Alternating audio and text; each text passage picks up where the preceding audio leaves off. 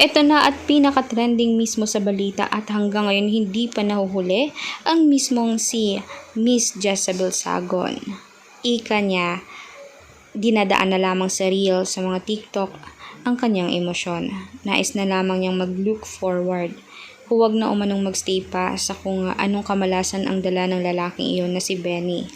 Alam niya naman na masaya na si Benny sa kanyang bagong kalaguyo at sa magiging bagong pamilya niya. Ito nga palang ipinagpalit niya. Dahil nga umano sabi ng ibang mga basher mismo ni Jezabel Sagon, hindi daw umano siya maganda. Mas maganda umanong ipinalit sa kanya. Pero sa katunayan kung ating titingnan, hindi naman dapat ang kalabasan ang ating pagtitingnan sa isang babae, kundi dapat ang mismong saloobin, ang mismong puso nito. Hangad lamang ni Jezabel ang buong pamilya para sa kanyang anak.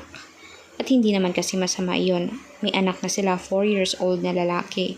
Itong babae naman na ipinakasal mismo kay Benny ay hindi naman niya anak. Napagkamalan lamang na anak niya, pero buntis iyon dahil sa iba. Kaya ngayon, hindi talaga maganda ang sitwasyon nila pareho. Si Jezabel, dinadain sa TikTok pero malungkot pa rin naman. At yun naman si lalaki ay talagang maraming basher, maraming kakaharapin dahil mismo sa consequence na ginawa niya. Pinili niya ang mali, kaya dapat panindigan niya ito at talagang makukulong siya. Kaya for more public videos guys, please mag-subscribe, i-click ang notification bell at i-share natin videos on public. Dumaan na rin kayo sa Facebook and YouTube. Salamat po.